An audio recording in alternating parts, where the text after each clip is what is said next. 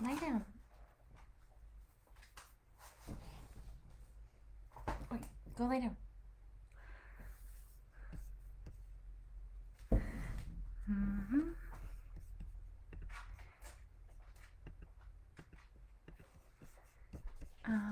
It says I'm live, but I can see nothing. There I am. Hi. Awesome. All right. Good morning. Welcome. Good afternoon. Good evening. Wherever you're tuning in from, welcome to SIC Maui Talk Stories. Hi, I'm Seychelle. And we're going to talk today about strength training. So, this is not a workout.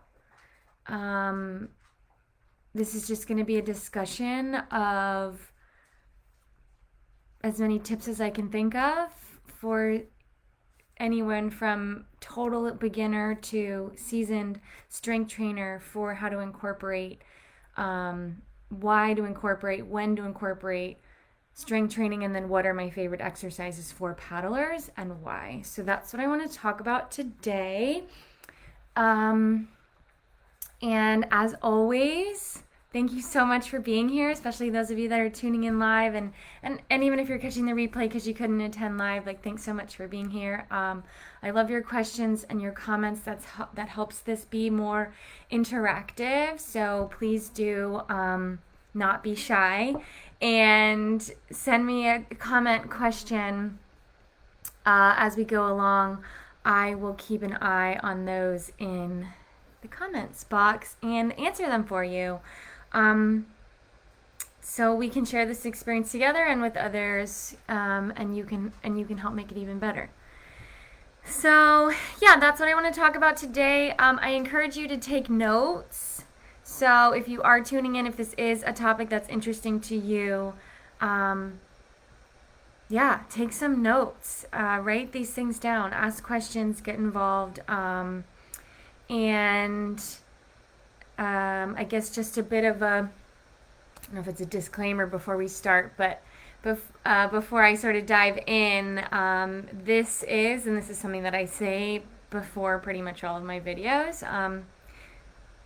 This is based off of my experience as a professional athlete, as a coach. However,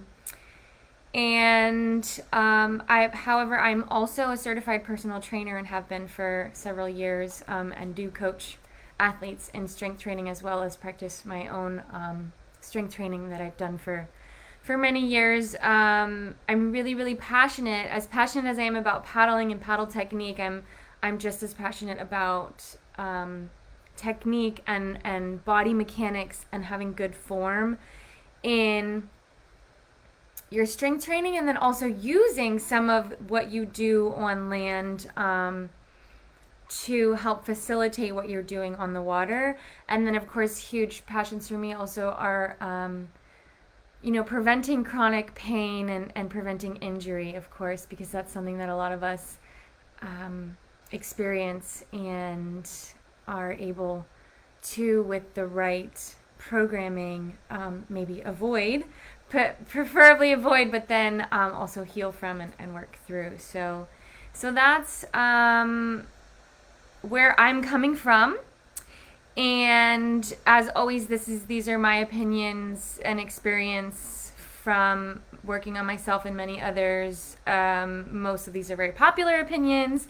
However, it's by no means my way or the highway. I'm not your physical therapist, and maybe for a few of you, I'm your coach. But take what works for you, apply it safely.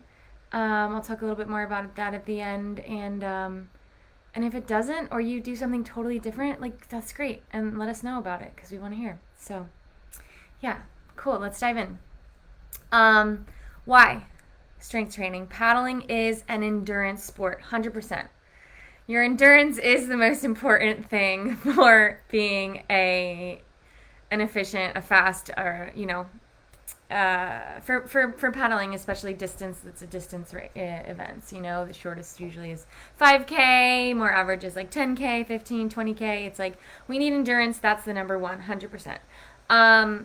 However, strength helps us maintain muscular endurance, and it can help us maintain an ease of the intensity at which we're paddling, because the stronger our muscles are, the easier it feels to paddle at the same amount of power, and or we can potentially apply more power the stronger that we are. So there are a lot of, as I said a minute ago, exercises, or when we're trying to work on body mechanics or corrective exercise, muscle movement patterning, it's easier to do that on land, on a stable surface, than it is to do that on the water while you're paddling and there's so much movement going on around you.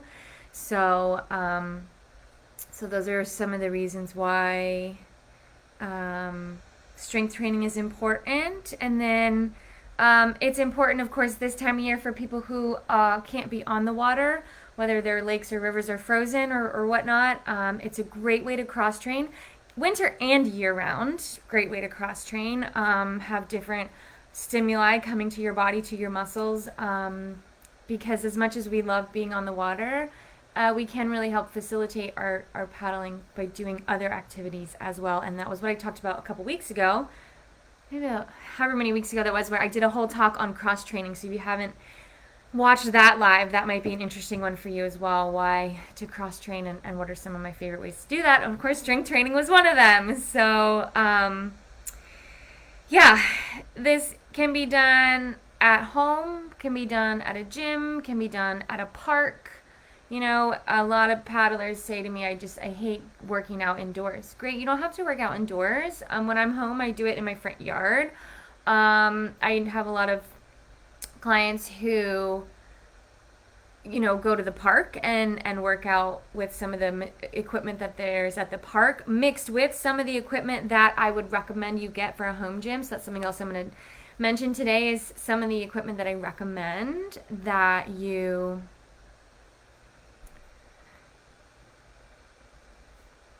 Sorry, I just got this weird comment saying that it looks like the talk ended, but I think I'm still going, so I don't know. Let me know if something's weird. Somebody else write a comment.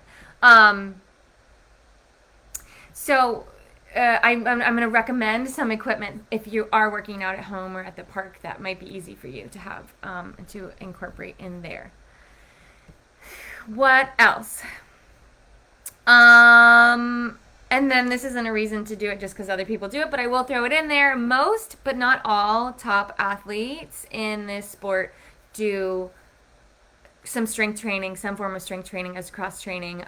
So that's just another indicator of that it's really important. So, cool. Okay, we're back on. Awesome. Thanks, Dino.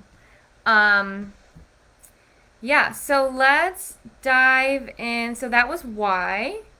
Any questions on why this is important? Anybody need a little bit more convincing, and you don't have to. You don't have to. But if you're here, you're interested. So of course, when to incorporate your strength training.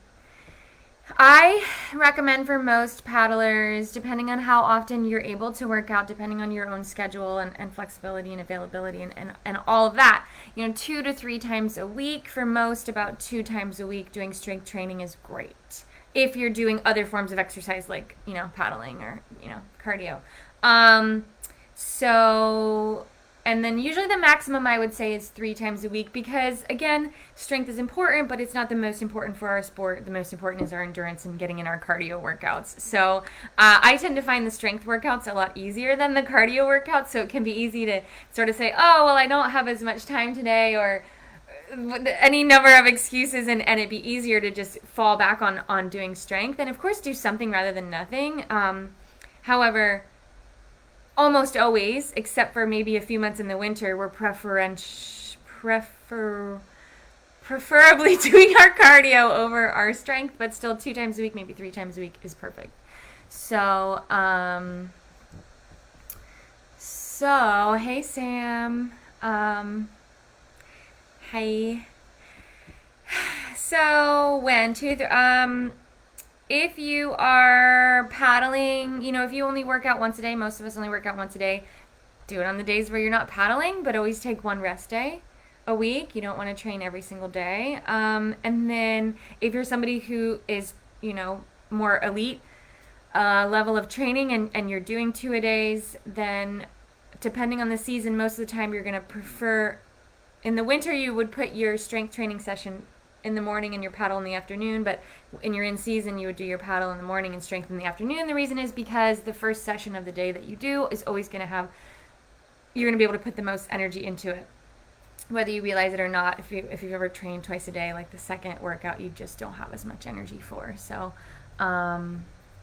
yeah, so that's a little bit of like when I structure them. I always structure when I'm writing training programs. So if you haven't picked up yet, I do write training programs. So reach out if that's something you're interested in. They paddle and strength. Always scheduling 48 hours in between your strength sessions so that your muscles have time to do some repairing in between. So that's one of my rules that I follow as well, about when to do your strength training. So any questions about when? Thanks for the shout out, Sam. Yeah. Okay, cool. So how does one go about this? If you're totally new, I recommend that you seek guidance and you start slow. And the slower you go and the more paced is your progression, typically actually the quicker you see results, because you don't have that yo-yo effect of, oh, I did too much, now I'm too sore, and now it's going to be 2 weeks before I feel like working out again, and then I do 2 weeks later I do it again and now I'm too sore. Right? So just a little bit at a time, building up slowly.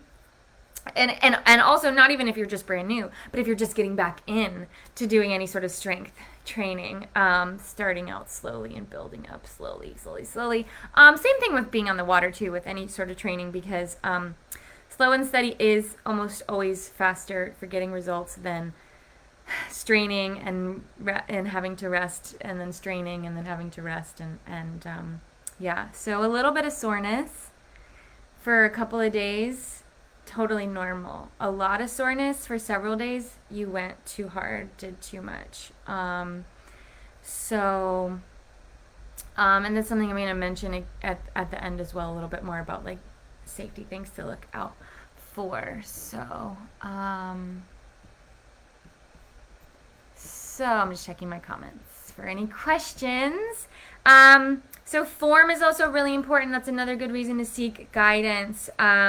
If you're not someone who has experience with doing these exercises that I'm going to talk about, you might want to have somebody with eyes on you, getting a trainer, going to a class where you have somebody correcting your form. At the very least, using a mirror at home so you can watch yourself, because we don't always look like what we think we look like. If you've ever done video analysis, if you've ever had technical coaching with paddling, you're like, oh, I didn't realize that's what I looked like.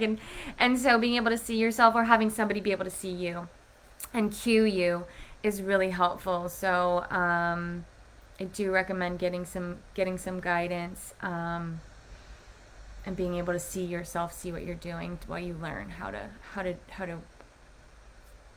practice, how to do new exercises. So, what else? Yeah. You can do it at home, you can do it at the gym, you can do it at the park. I think I said that already. Few recommendations for home gym. So if you're like in an area that's still locked down, or you just don't feel comfortable, you don't want to go into a gym, totally fine. You can work out at home. You can work out at the park. If you don't feel like going to a gym, you might not feel like going to a park because you're probably the type of person that's really self-conscious. But everybody starts somewhere, and it's always a great idea to ask for help. So here's what I recommend for a home gym. And I have a few of these things behind me. So, of course, a mat, just like a yoga mat, is really helpful. having like a yoga or stability ball is really helpful for, these are things that are like cheap and easy to have at home. So that's why I recommend them. And they make the versatility of what the exercises that you can do at home, they make it, like if I'm writing programs for somebody who's training at home, these few things make it a lot easier. So a mat, a ball, most people have a few sets of dumbbells. If you do, great. If you don't, I mean, I can write programs for just body weight. You can use just body weight, but a couple of set of dumbbells might not be a bad idea. But those tend to be a little more expensive. What are really cheap and really useful are these bands. And when I say bands, I'm usually recommending the long bands with the handles on the end. And like these ones are set that say like the weight, approximately how much weight it is. So these are really helpful because you can wrap them around things and do a lot of different push and pull exercises with something that's really easy, transportable, storable, and cheap. So those are a great addition to your home gym. And my favorite, although again not cheap, this one's not light. You can get light ones. Would be kettlebells. As I get into some of my favorite exercises, you'll realize that kettlebell is one of my favorite pieces of equipment to work with. But that would be on the higher end, and then not necessarily for strength, but for recovery. Oh my gosh, if you don't have a foam roller, really great addition to what you have at home and use regularly at home would be your foam roller. I also have some of these like balls that I use to roll out different areas. So I got all different size balls too. That's a topic for recovery, which I believe I've done. So those are a couple of things: mat, ball, bands, and then up from there would be dumbbell, kettlebell, if you're doing this at home. So anyone else like want to say what they have at home that's their favorite, something that I might have missed that's really easy to have at home? So also, yeah, that's what I'll say missed, because it's in the back of my husband's car right now, but like a TRX or any sort of suspension trainer. So a suspension trainer would be like a TRX. So those are, you can hang in a doorway, you can hang outside. Those are really, really, really versatile, small, transportable, compactable. You can do tons with them. You can use them outside. They do make doorway pull-up bars. I'm not the biggest fan. We mounted a pull-up bar outside our house because, again, if I'm training at home, I like to train outside. And if you don't have something like that, that's something that you can find at a park, is a pull-up bar. And if you can't do pull-ups yet, those bands are a great way to assist you in doing pull-ups, right? So at a gym, you would have a machine that can assist you with doing things like pull-ups, which I'll mention is one of my favorite full body workout exercises. You can, if you have a set of bands, good quality elastic bands, you can use those to help assist you at home doing pull-ups or at the park doing pull-ups. So, yeah, what else? And then you might want to just have somewhere nearby where you're doing your workout setup, like a large stable chair that you can use as a bench or a step up. So that's what I'd recommend having at home to do home gyms. Yeah, Dino has a band and a TRX and a kettlebell. Kettlebell swings useful for sub training. 100% yes. I'm definitely going to mention them again. Yeah, Sam loves a plyo jump box and medicine balls. So totally. Another Michelle saying TRXs are great. Absolutely. So, and again, if you don't have a proper jumping box, but you have a stable chair that you could use for step ups, that's almost as good, or it can be just as good. You can make it work. You can get really creative at home. Also, you can do things if you don't have a TRX. You can, and I did a live on this, but I think it was on the Paddle Monster page. It was like at the start of 2020. It was the start of COVID, and everyone was freaking out about how to work out at home. And I made this video where you tie a knot in the bed sheet and you put it over your door, and then you close the door, and you have these two ends of the bed sheet coming down, and you use those to do your pulls and your rows, and you can do a lot with a freaking bed sheet in a doorway. So there's we're just blasting through excuses here. I'll have to find that video and link it in the comments.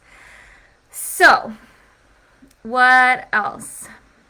I think that's it. I want to talk now about what are my favorite exercises. So if you have any questions so far, let me know. If you haven't been taking notes, now's the time when you probably definitely want to start taking them, because I'm just going to start blasting through. Obviously, like when I write a strength training program, it's like, oh, this is a huge thing. I can't believe I'm just now mentioning it. Warm-ups. It's so important to warm up. Whether you're going paddling, whatever kind of exercise or training you're doing, paddling, strength, any type of cardio, like warming up is so important. Warming up is really important before you do any strength training exercises. I did do a whole talk also on warm-ups, but really you want to get your heart rate going, so some light cardio, some jogging on a machine or a rower, or up and down the block if you're at home, or just doing some side shuffles, some jump rope, some jumping jacks, like whatever it is. Just get your heart rate up, get your blood flowing, get yourself warm, get some perspiration going.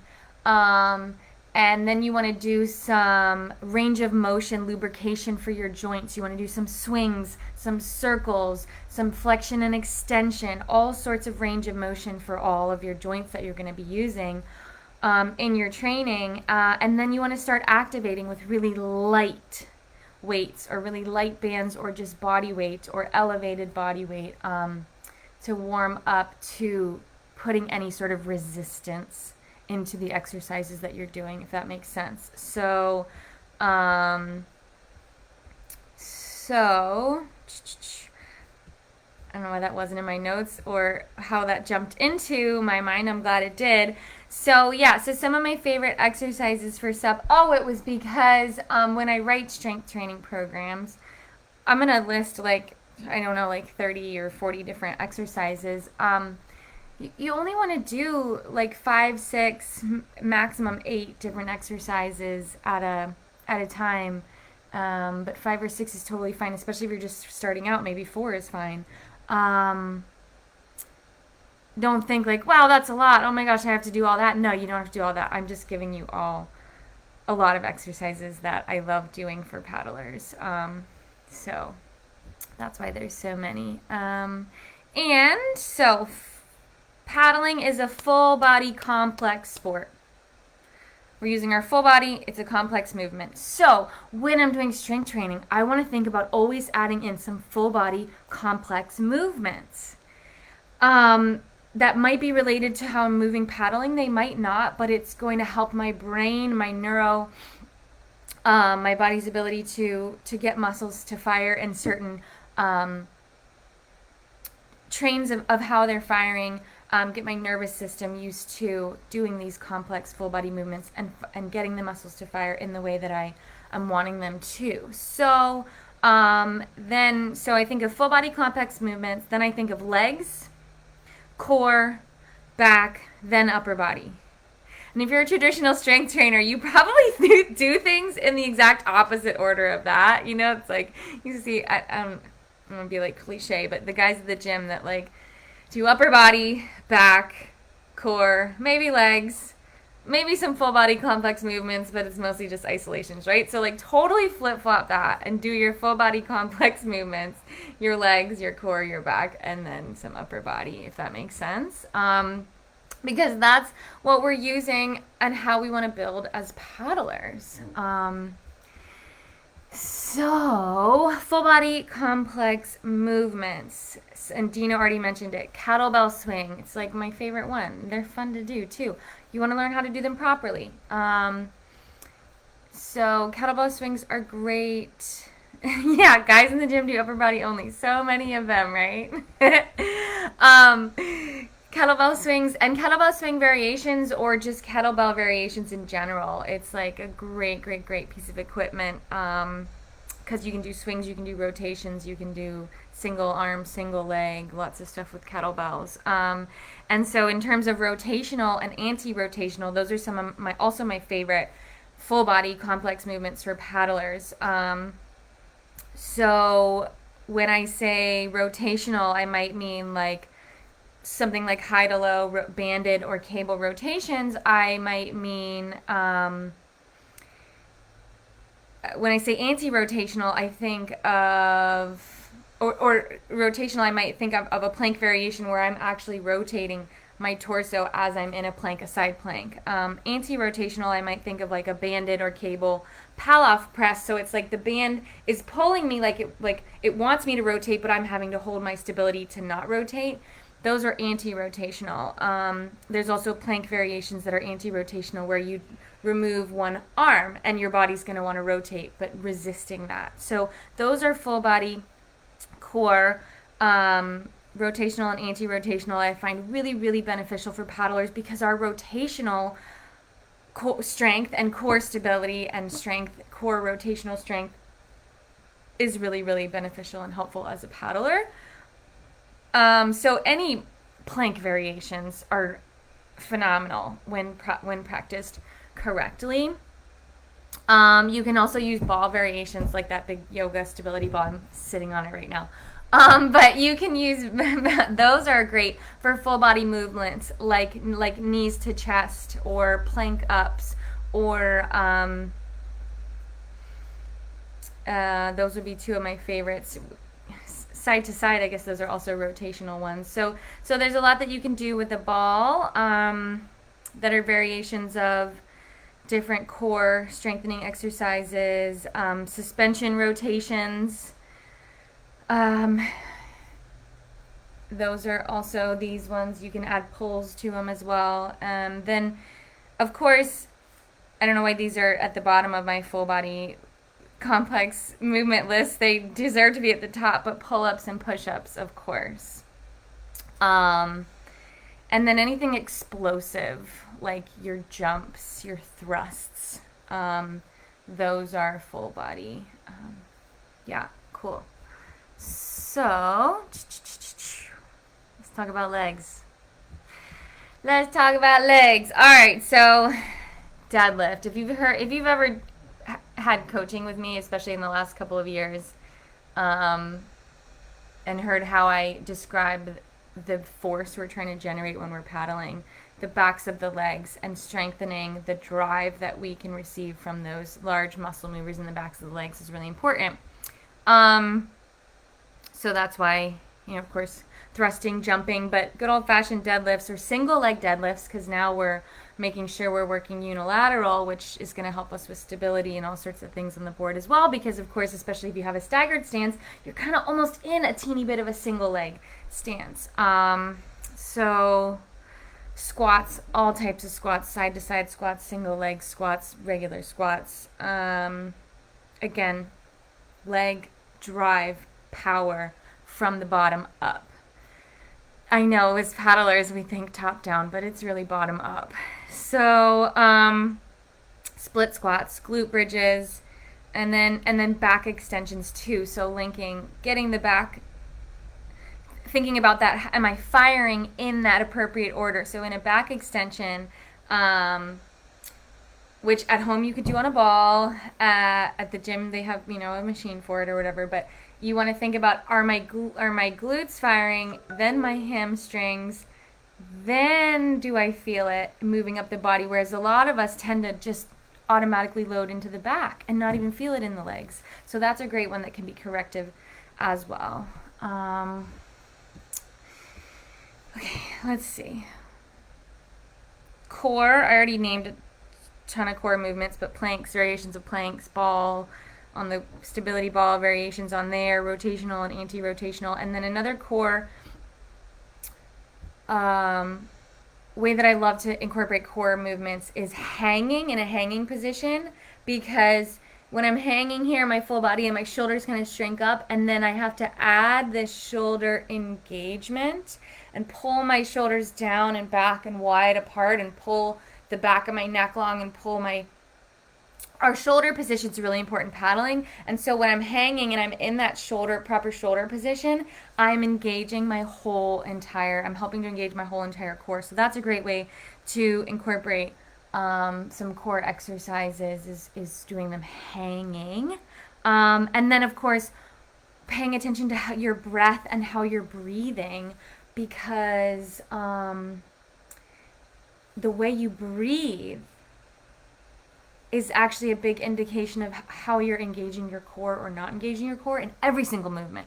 Every single movement can be a core movement when we are engaged properly or we're breathing properly. So I've done a couple of talks on breathing. You can go back to Google, or not Google, but in the Facebook search. You can Facebook search Talk Stories Seychelles breathing, Talk Stories Seychelles, any of the things that I've mentioned that I've done talks on. They're also all on the SIC Maui YouTube page. They're also all on my Facebook page, which has a lot less posts than the SIC page. So that's Seychelles SUP on Facebook.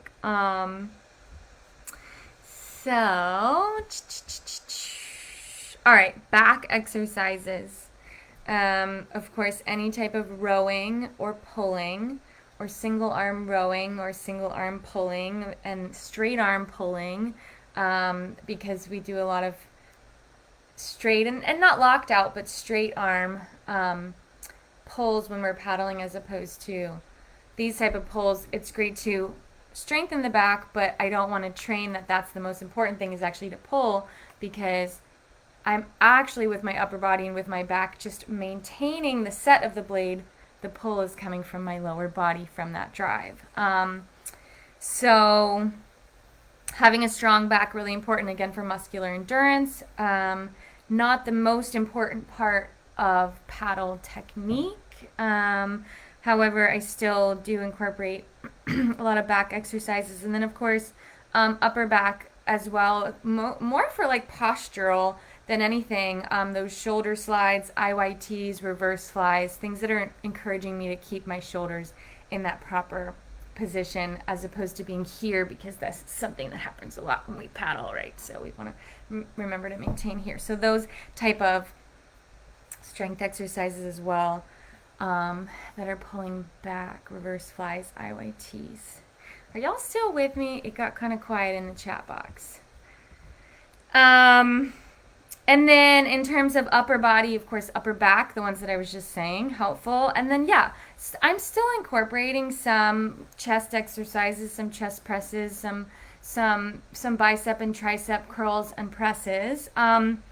However, things that I do for upper body auxiliary strength training would be like preferentially using dumbbells over a barbell, or bands. If you're at home, you don't probably have barbells, but if you're at the gym, so that you're not encouraging one side being dominant over the other, alternating your movement, so you're not encouraging if one side is dominant over the other. And then, yeah, shoulder raises in all directions are great, but there's a lot of these full body exercises that I've already mentioned that incorporate a lot of the upper body as an auxiliary, not a primary, but a secondary muscle that's being used in that exercise. So in a plank, your shoulder position is important if you're doing any sort of plank and pull, like a plank straight arm pull, which you can do with bands or cables. That's a really great one. That's going to be full body complex. Of course, push-ups, pull-ups, those are all going to be using upper body. So those are being incorporated into some of these other ones already. Not that I don't do them, I just don't preferentially just do these like isolated upper body movements. just a few of those. Yeah.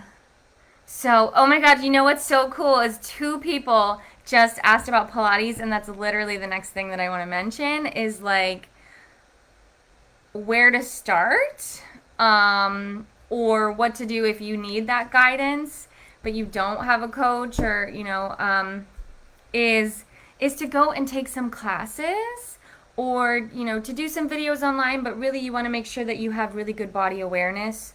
You're looking in that mirror. I know we don't typically encourage looking in the mirror, but it's for form, making sure you're maintaining good form, or best case scenario, getting an instructor, a coach with eyes on you, so they can cue you, they can talk about your breathing. So some of my favorites are Pilates, as mentioned, with an instructor, not just your generic mat Pilates class, but like get a recommendation for like a really good Pilates instructor or Pilates class, because it's not all created equal. Foundation training, I can't say enough about. Like they have great exercise videos to follow. Great way to learn body mechanics and breathing. And of course, avoiding injury and getting out of pain. That's what foundation training is all about. So they have a lot of great workout videos.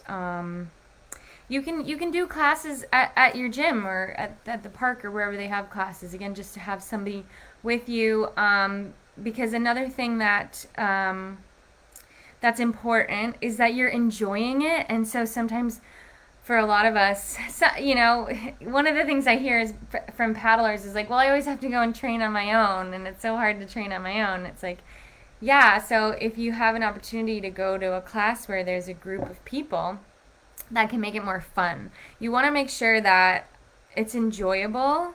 It's something that you're going to continue to do with consistency, because every once in a while really is not going to do much except for make you sore and then complain about it. It's got to be done with consistency. So you really want to find something that you enjoy.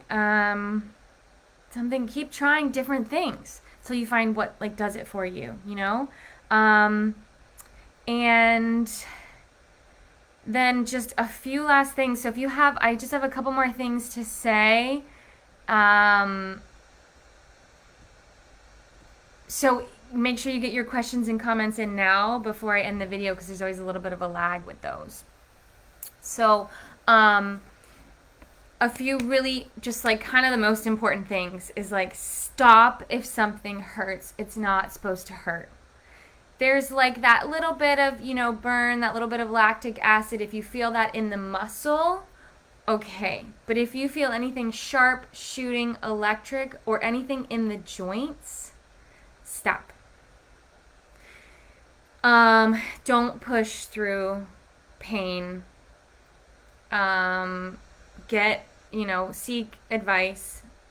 Seek advice from a coach, or figure out what's needs to be corrected to make that happen. And another cool thing you could do is, if you're like, I don't want to get a personal trainer, but I do need to learn proper form, you could possibly get your doctor to recommend physical therapy, which would be covered by your insurance, and physical therapists will teach you perfect form for your body. So I learned a lot from physical therapy too, from recovering from injuries, but hopefully this would be to prevent an injury for you. So yeah, I think,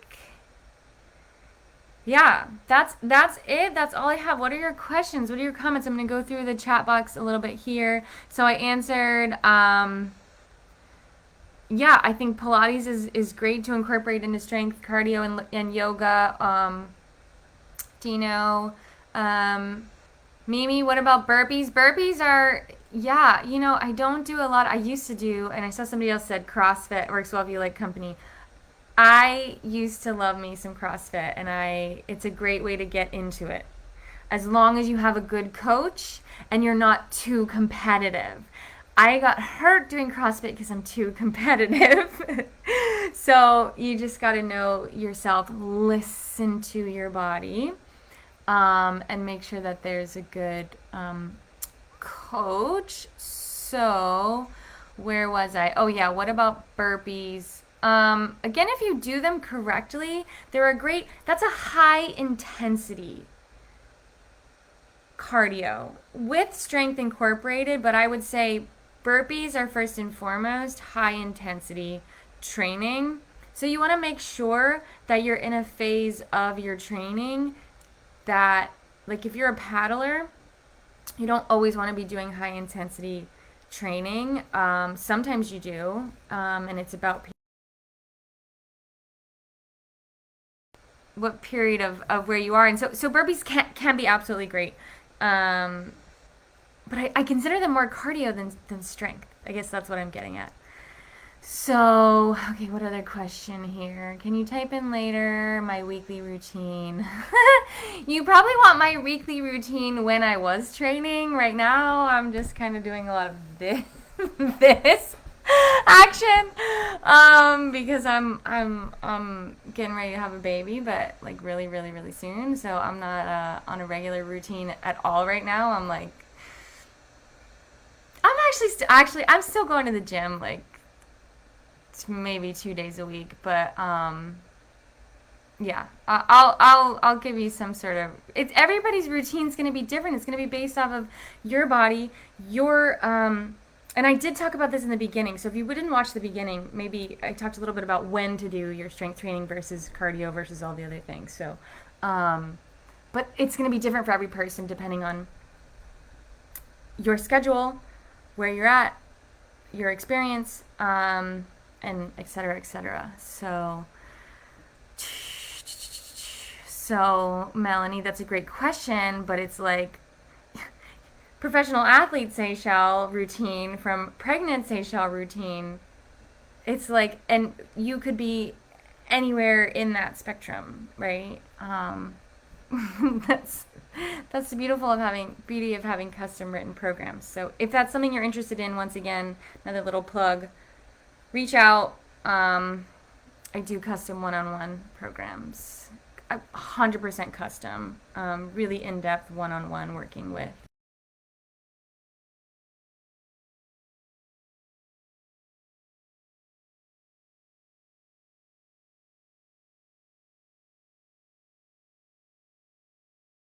Exercises. So my favorite balance exercise is surfing. Being on the board in rough conditions and actually going out and putting yourself in those conditions. Probably harder to do in the winter, and maybe if you're up north and the water's really cold. But most of my balance training is just time on the board. That being said, I do single leg exercises like single leg deadlifts and just single leg hinges in my warm ups and stuff like that I do for balance training. And I like to play on my slack line. Balance training, I think more about playful. I think about surfing. I think about slack line. I think about an Indo board.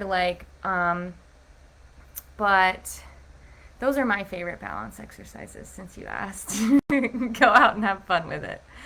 But great question. So you are so welcome.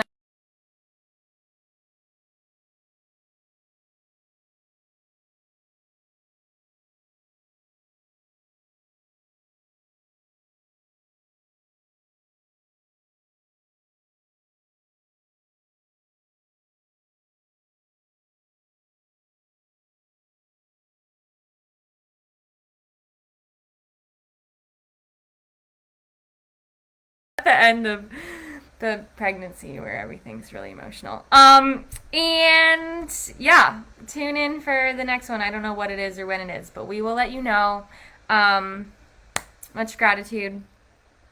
And I'll talk to you soon. Have a wonderful rest of your day.